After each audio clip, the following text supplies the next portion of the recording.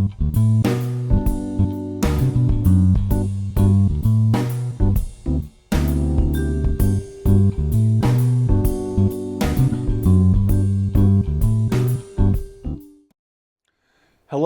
and welcome to Your Health Matters.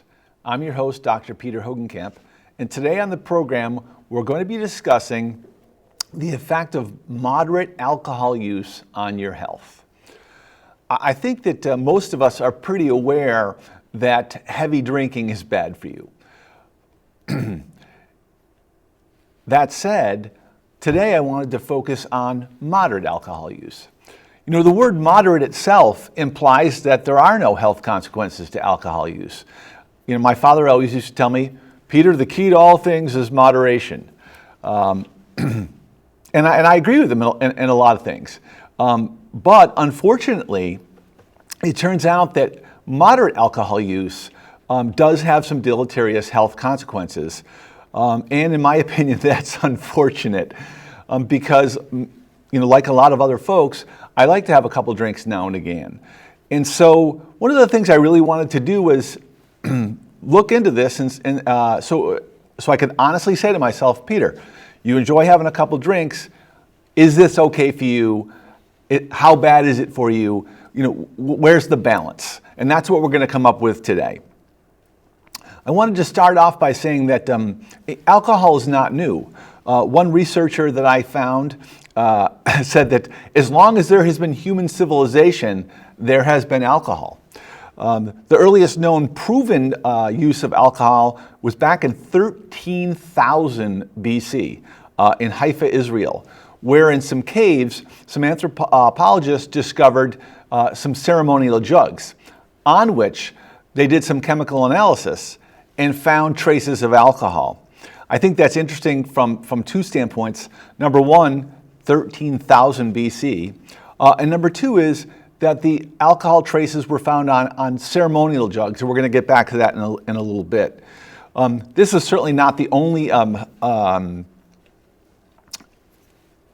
this is not an isolated case of alcohol use in the Neolithic period.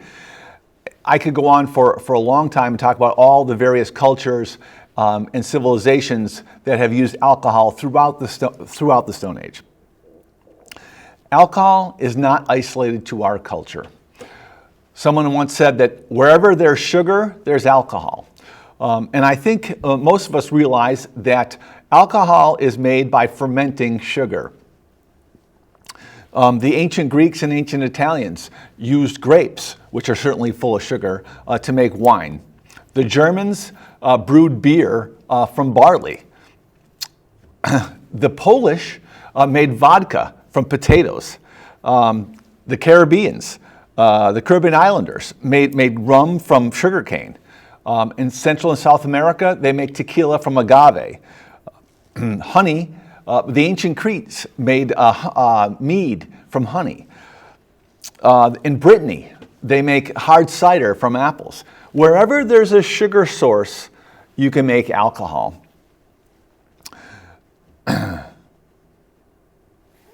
So, the question is, since alcohol is ubiquitous throughout history and throughout the world, the question is why? Why are people making alcohol? And there's a number of answers to that. The first one is just ceremonial use. Like I was discussing earlier, alcohol is used in a lot of ceremonies throughout history and throughout the world. The Japanese use, in the Shinto religion, use sake as part of their religious ceremonies. In the Catholic Mass, we use wine as part of our ceremonies. People pour libations to the dead all over the world. In Mexico, tequila is left on the altar on the Day of the Dead as a gift to their dead relatives. Alcohol was also used to preserve things. One of the things about alcohol is it's antibacterial. And as a consequence, back in the less modern times, when we didn't have refrigeration and other forms of storage, people made alcohol because it would keep. Another thing was safety. Especially in the Middle Ages, when hygiene was a huge issue, water sources were often contaminated or unreliable. So people would make the water into alcohol, and therefore it was safer to drink. Obviously, we don't have those issues as much in this day and age. The last thing would just be what everybody knows about alcohol. People drink alcohol because it makes them feel good. It induces a state of euphoria. The euphoric stage from alcohol comes from a blood alcohol level of 0.03 to 0.12. Just so that you know, the legal limit of alcohol varies, but anywhere from 0.05 to 0.08. So that's, inside that limit there in the euphoric stage. Obviously, higher levels of alcohol cause all kinds of problems acutely or in the short term. But people drink alcohol because it makes them feel good. It's that simple. It makes them more relaxed, more confident. It increases their mood. It improves their mood. People have called alcohol a number of things. Like a social lubricant, Dutch courage, this kind of thing. There's a reason that people have been drinking alcohol, for these thousands and thousands of years all over the world, and those are the reasons. So, in the short term, alcohol has a number of problems that are bad for your health, especially when consumed in larger quantities. And again, we don't want to focus on that today. Today, we're really trying to focus on moderate alcohol use. And moderate alcohol use in the short term does decrease your memory, your concentration. It can blur your vision and slur your speech.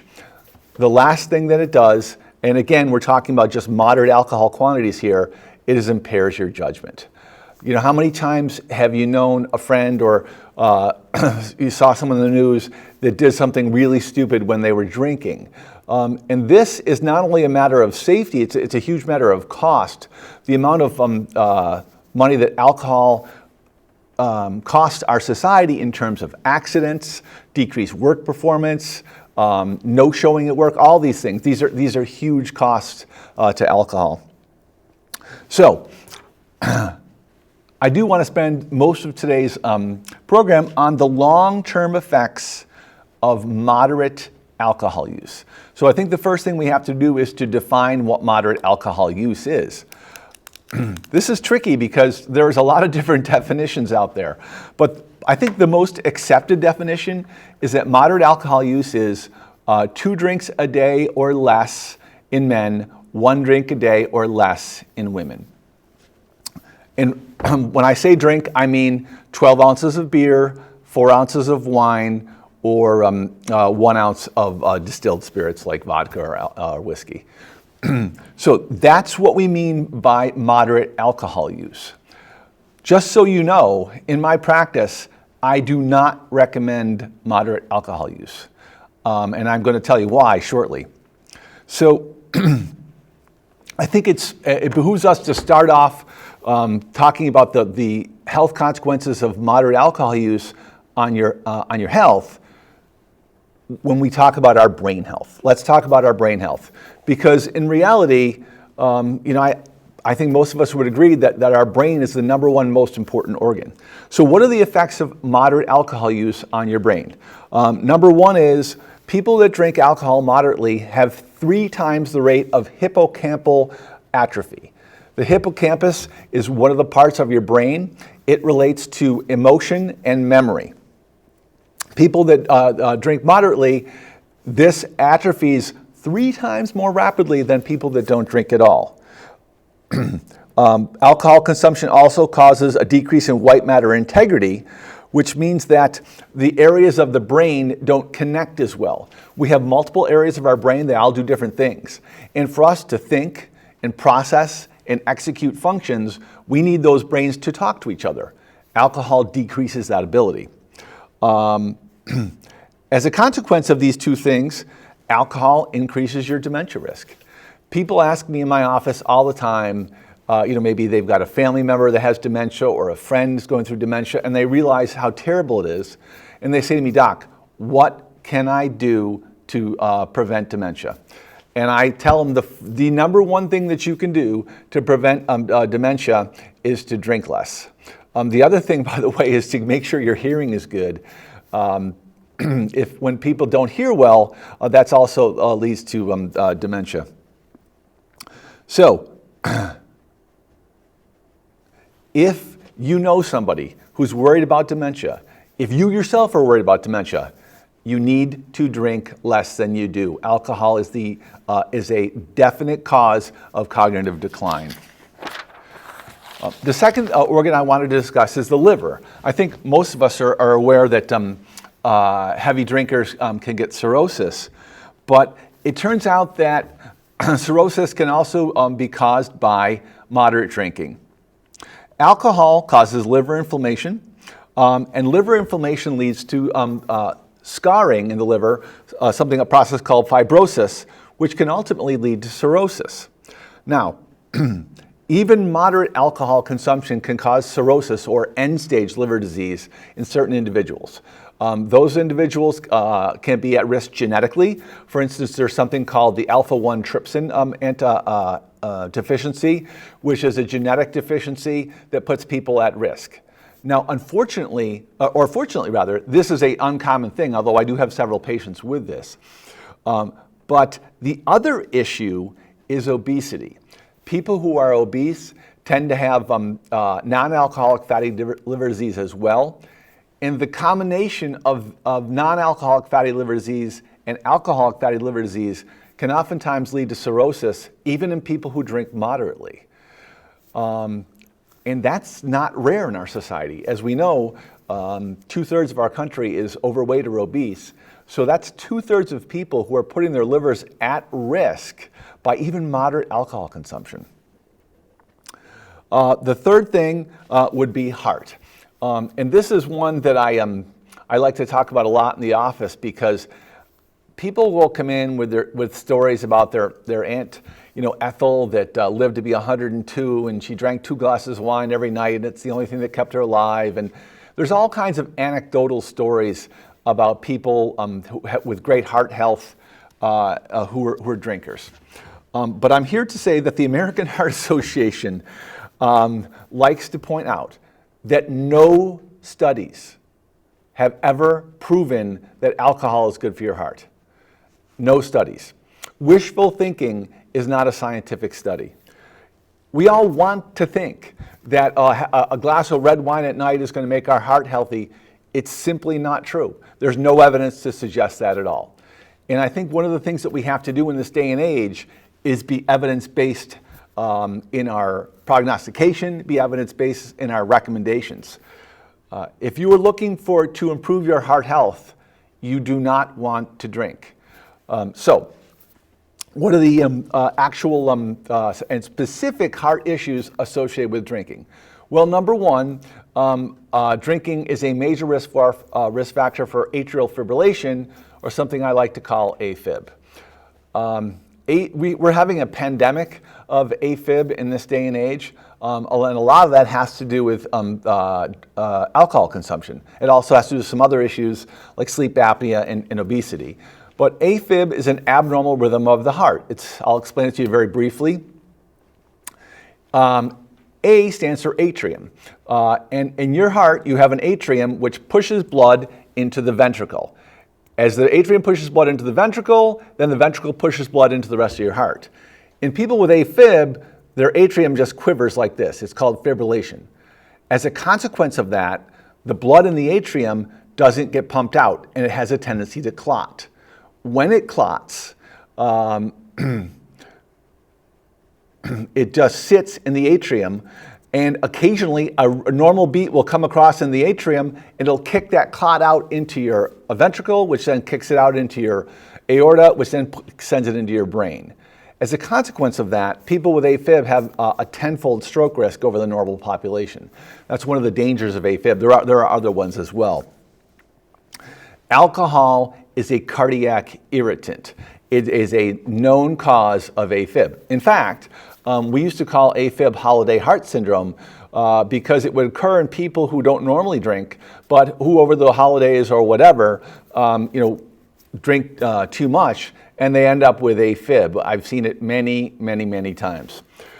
So the primary risk of alcohol on your heart is atrial fibrillation. Number two is Hypertension. Alcohol is a vasopressor. If you consider this to be your artery, alcohol presses that artery, which means constricts it. And if you know anything about fluid dynamics, and we all do, this amount of fluid down in this much space means that the pressure of the fluid inside that system is higher. Alcohol raises your blood pressure. I've been practicing for 30 years. I've seen it for 30 years. The number of patients of mine who come in during dry January and all of a sudden their blood pressure is great, or they've quit drinking for another reason, all of a sudden their blood pressure is great. They stop drinking during Lent. I see this a lot. All of a sudden their blood pressure is great. Even moderate alcohol use is going to raise your blood pressure. And I try not to fight with my patients, but this is something that I really have to work on because I really want to let them know that 2 drink a day habit that they've had forever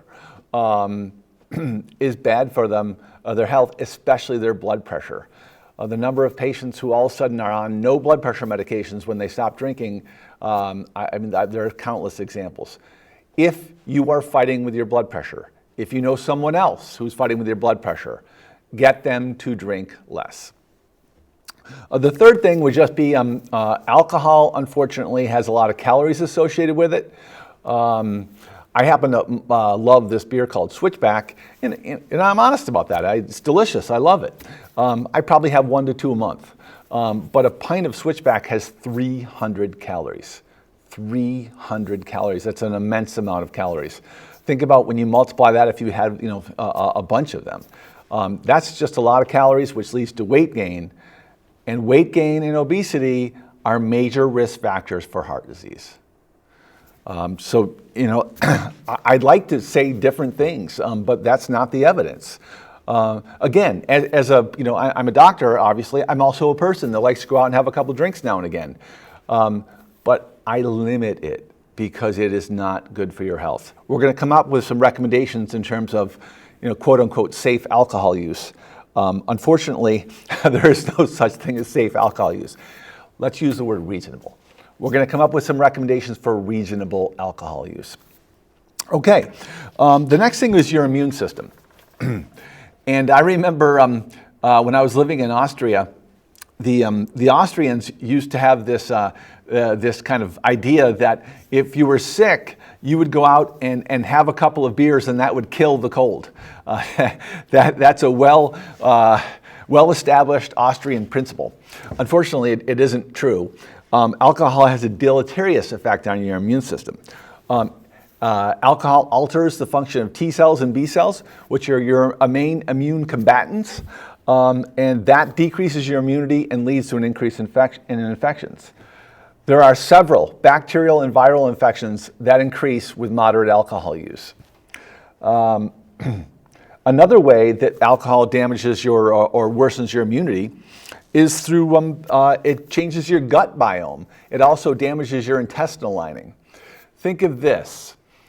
When you ingest something like some type of microbacteria that might cause disease, your first line of defense is your gut biome.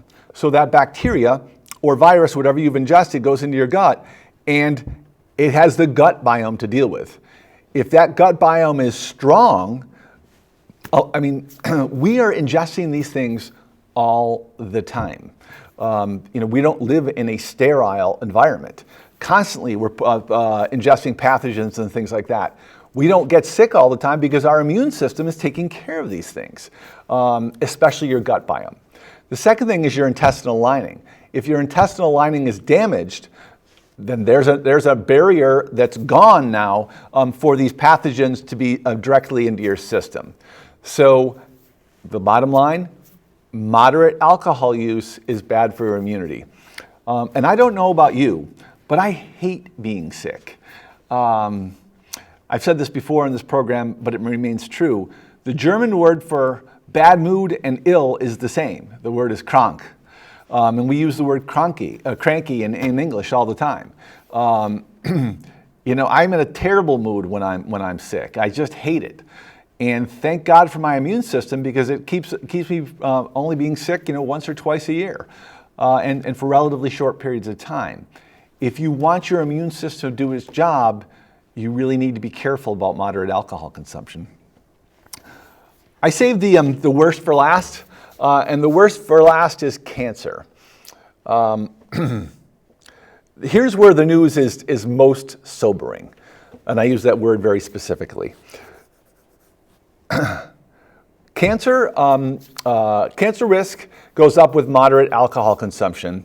There are 8 individual cancers whose risk goes up with moderate alcohol consumption.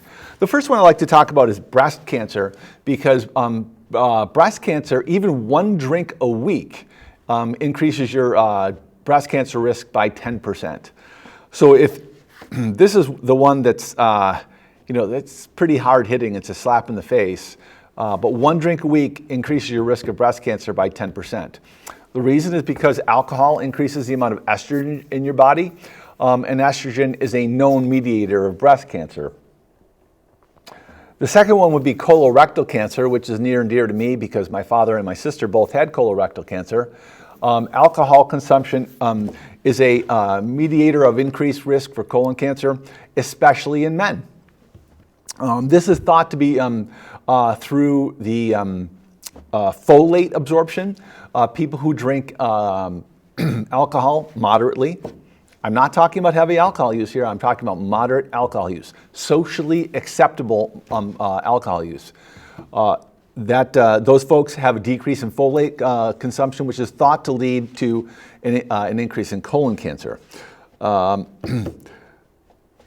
Liver cancer. I think we all know that people who drink have liver problems.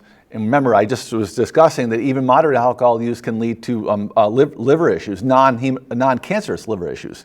But it also increases your risk for liver cancer. The most important one, though, is head and neck and esophageal cancers. This is the one where it really the numbers really kind of grab you. They grab me anyway.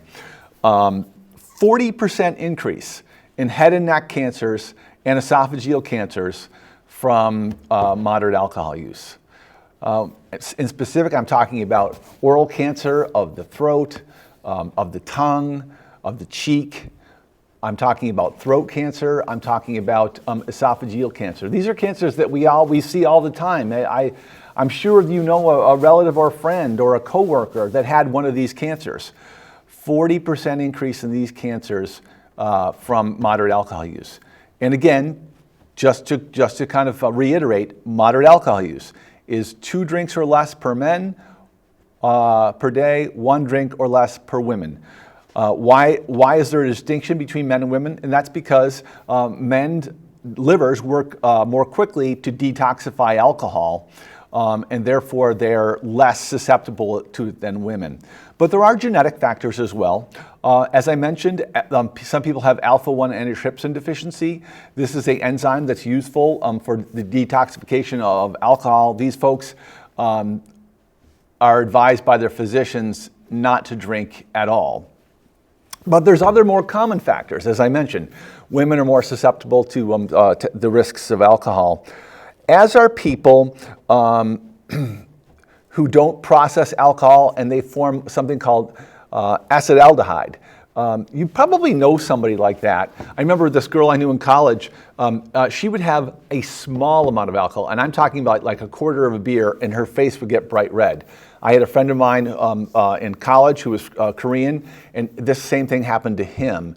It does occur more frequently in women and Asian people. And that is they lack an enzyme, acetaldehyde builds up in their system, and the most obvious thing about it is that their face gets really red. They get very flushed. Why it matters in terms of not just cosmetics is that acetaldehyde builds up in their system, and acetaldehyde actually causes DNA damage, and it prevents that DNA damage it prevents the cell from repairing that DNA damage. So that's another a group of folks that really should be careful with alcohol. So there are some other risks to moderate alcohol use. There's an increased risk in osteoporosis or thinning of the bones. There's an increase in accidental deaths. I already talked about the cost of moderate alcohol use in terms of accidental rates. Again, accidents occur at a higher rate in people that drink moderately. I'm not just talking about somebody that gets really drunk and gets into a car accident. I'm talking about moderate, socially acceptable alcohol use also is a cost to society. There are also age considerations as well. I have people come into my office, they say all the time, geez, doc, I can't drink like I used to, and that's absolutely the case. Your liver detoxifies alcohol. As you get older, your liver gets less good at doing that. To the point with, once people are over 75, and in particular 80, I really discourage them from drinking because they don't detoxify the alcohol like they should. And the alcohol builds up more quickly. It causes deleterious damage faster. So it causes deleterious health consequences more quickly and with less alcohol. Accident rates are particularly high in elderly people, even with moderate alcohol consumption. Obviously, for the developing brain, alcohol is a real no-no. Your brain, as a lot of us know, is developing until you are 25 years of age. You do not have full frontal lobe development, which is where you make choices. The frontal lobe is where decision making, our personality, all these things. Your frontal lobe is not fully developed until you're 25 years of age. So alcohol should be severely limited in people under 25 and over 75. So this leads us to the question that we've been getting to the whole time, and that is, how much alcohol is safe? And there's a simple answer to that, and the answer is none. I hate to say it, but it's true. There is no safe level of alcohol consumption. Any level of alcohol consumption is associated with deleterious health consequences. As I mentioned earlier, 1 drink a week gives you a 10% increase in your risk of breast cancer. And keep in mind now that's true for men and women. Obviously, breast cancer in men is much rarer, so a 10% increase doesn't present that much total risk increase. But for women, where 1 in 8 women who are going to develop breast cancer in their lifetime, that's a 10% increase is significant. So what is a reasonable level of alcohol for you to drink? That is a really difficult question. And I boil it down to 4 to 5 drinks a week. And I'll tell you why. I absolutely recommend against daily use. So people come in and say, geez, I have a drink every day and I only have 1. And I tell them 1 drink a day is bad for your health for all the reasons we've just been discussing. There's also something else when you drink every day, and that's called psychological dependence. Psychological dependence is your dependence on alcohol that is an addiction. Your body doesn't need it. You don't go into withdrawal if you don't have your 1 drink a day. But these people are psychologically dependent on it. I once knew a guy that once he went to Utah on a ski trip, and when he found out there was no alcohol there, he drove to Colorado every night for dinner so he could have a glass of wine with dinner. It isn't a lot, but you drove 100 miles a day just to get 1 glass of wine with dinner? That's psychological dependence. You should always avoid heavy use of alcohol. Heavy use of alcohol is more than 5 or greater drinks per day for men, more than 4 or more for women. Again, you get into heavy use, even if you don't drink all year and you drink heavy 1 time, that has damaging effects on your body, obviously increased accident rates, you make poor judgment, decisions, all those kind of things. So when we boil it all down, I tell people, listen, there is no good reason to drink for your health. If you were trying to make decisions strictly for your health, you will drink absolutely no alcohol. If you like to drink, like me, but you realize it's not great for you, I tell people 4 to 5 drinks a week at the most. Do not drink every day. And an easy way to do that is to make sure you don't have a lot of alcohol at home. Thank you very much for your participation and viewing. Cheers.